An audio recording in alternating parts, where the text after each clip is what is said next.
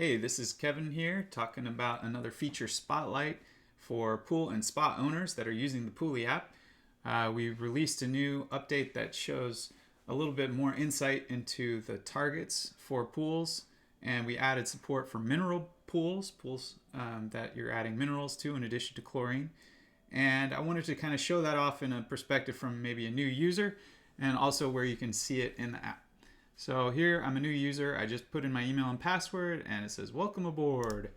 So before you jump in, do you have a pool, a hot tub, both, neither? Maybe you're just browsing around.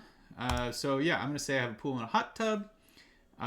Yes, I wanna enable notifications. They give me good reminders of when I'm due to like clean out my filter or my pump filters. Those kind of things are very good to get reminders for. So give my pool a name. I'm going to call it the Oasis. This is actually the name I give my pool because it's an oasis. We'll say 30,000 gallons and add a few last details. I know onboarding gets tiring, but these are important. So what are your pool walls? Well, why are you asking me that? Well, pool walls have an impact on the targets for your tests. So if I had a fiberglass wall and then what sanitizer do you use? I use mineral plus chlorine. What kind of filter do you have? Oh, I have a cartridge filter. And enter your zip code. That's optional. I'll say I'm actually in Folsom, California, so I'll enter my zip code. You dive in. Great. Let your worries drift away. Now grab your test kit and add a water test. So we can do that, but I want to show off this feature. So we just showed how you entered in your pool. Now it shows here you're using mineral sanitizer. You can change any of these things at any time too. If you didn't enter in all the details or you want to change, maybe you switch from mineral plus chlorine to chlorine, or maybe you add a saltwater generator, you can do all that. And what it does is it changes your targets. So perform a test, and this is kind of a subtle thing here, but this little green box, that's your targeted range for your type of pool. So you have control over that.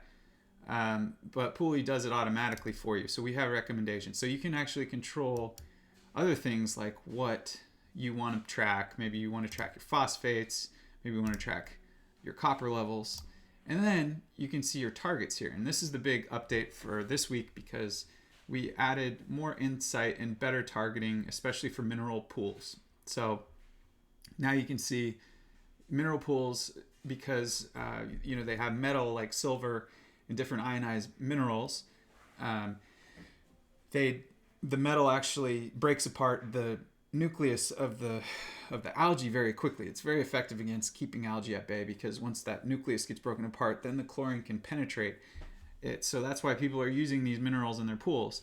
Downside of minerals is it often causes a little bit of staining to occur in certain parts of the water due to the high mineral makeup. Minerals tend to stick to other minerals, and they also can cause a little bit different smell, like a different smell in your skin, and they can feel a little bit harder in your skin. So there's some drawbacks too to using mineral pools. So maybe, and I don't have a mineral pool, but I use chlorine for my pool. And so what does that do? Well, it shows you that the chlorine demand for just a normal chlorine pool with fiberglass siding is recommended to stay between 2 and 5 parts per million. And that's helpful. And also you might have noticed that this 50 to 250 is pretty low for most people that have like concrete or PebbleTech pools. I have a PebbleTech pool, but just for example, I said it was fiberglass. So if I were to change this to a PebbleTech pool, plaster, cement, or pebble are all with the same ranges, you can see again, your targets change. Now the chlorine isn't as high as fiberglass and the hardness is a little bit higher because now with calcium, it starts to eat away at cement if you don't have enough hardness in your water. So the water will actually damage your pool siding if you don't have a target that's higher than 200 parts per million for those types of pools. So you don't have to worry about that stuff. There's a lot of information there. Pooli has it all factored out for you. You just save the targets that are accurate to your pool by choosing the right sanitization method that you're currently using and whatever siding you have, you're already there. And if you're ever in doubt, well, you can always just go back to the target screen here and you can look at all the recommended targets for your particular pool.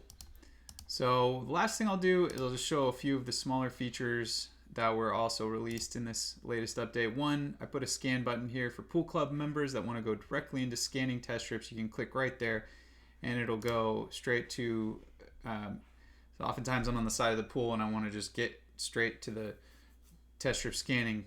So I added that. The other thing is I fixed this thing in my inventory where if I have something in my inventory and I merge it to a different product type. So now if I change this product type to trichlor, but let's say that I made it instead of trichlor, maybe it had a lesser active ingredient. You'll see on the trichlor it'll say like active chlorine or whatever. If I change that to 85% and I merge it, now it updates a little bit more correctly. So before, like and you can always change on the fly if I'm adding, more active trichlor, or if I'm adding trichlor with 92%, and it adjusts the effects right here, so you can always see what the effects are for a given chemical percentage. I add that to my inventory. Now you'll see an additional trichlor in there for the different percentages. So that's now new. You can break down all of your inventory by the percentage concentrations. All right, and if you're still hanging in there, the last thing I added this release was a way to make sure that your unit types are saved. So if you are going back and forth between ounces, like let's say you normally add ounces for trichlor and dichlor, which is another type of shock that is a stabilized chlorine like trichlor, you're adding that in pound format. And then maybe your liquid chlorine, you don't add in gallons, but you add in quarts.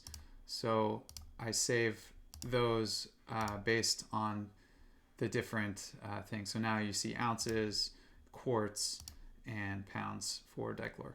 So that just might make it a little bit easier for you to add your products without having to change the unit types around. It keeps your favorite unit types.